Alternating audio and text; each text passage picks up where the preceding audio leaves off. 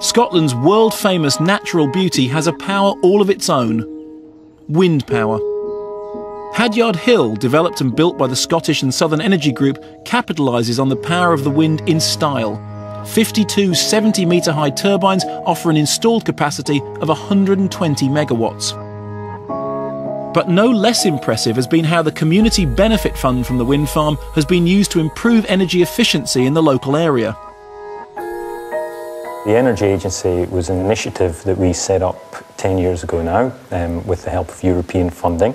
It was as a result of our efforts to try and improve the energy efficiency and reduce carbon emissions in the domestic housing sector within South Ayrshire. The project started in December 2006 with thermal images to show householders where the major heat losses were in their household.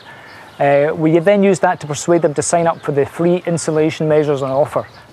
We had a choice to make in terms of how to use the Community Benefit Fund, and it made perfect sense to us to use it for energy efficiency measures in the area.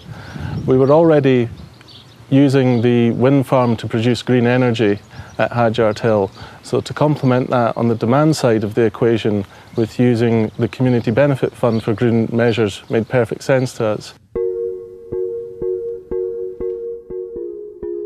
Keith and Beryl Dawdry were early adopters of the Energy Agency scheme.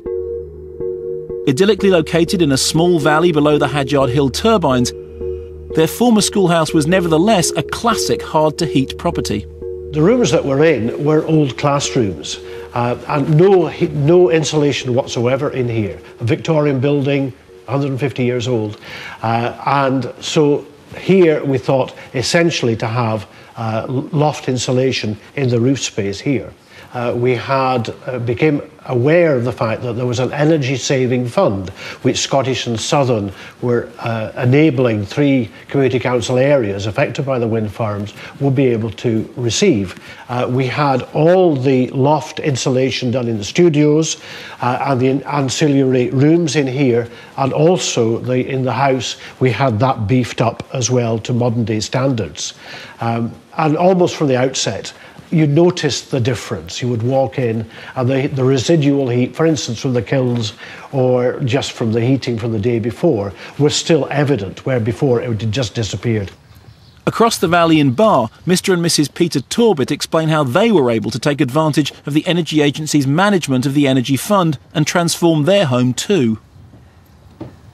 About 2 years ago we had the opportunity to put in solar panel heating, and because there was a grant towards it, we decided to investigate the matter, and so therefore we did. Since we put in a solar panel, we're going to save energy in heating the water, especially during the summer months, but even already we have enough hot water to do us for the whole day. We think we've saved about £200 over the last year. The Energy Agency were the people who instigated the whole thing. They were the people who wrote the original letter, and it was they who offered the first grant. The real benefits of this type of project is that it's directed at everybody in the community, so everyone benefits. If you have projects directed either at the fuel poor or particularly rich private homeowners, then you don't tend to get everybody benefiting. And to have a real community project, everyone has to see a benefit for themselves. And that, I think, has been one of the major successes of this type of project. Over 60% of the homes that the Energy Agency surveyed have had insulation measures installed. These children at Bar Primary School aren't just getting more comfortable homes, they're also benefiting from the Energy Agency's management of the Energy Fund. In the school playground, a game developed by the agency is underway.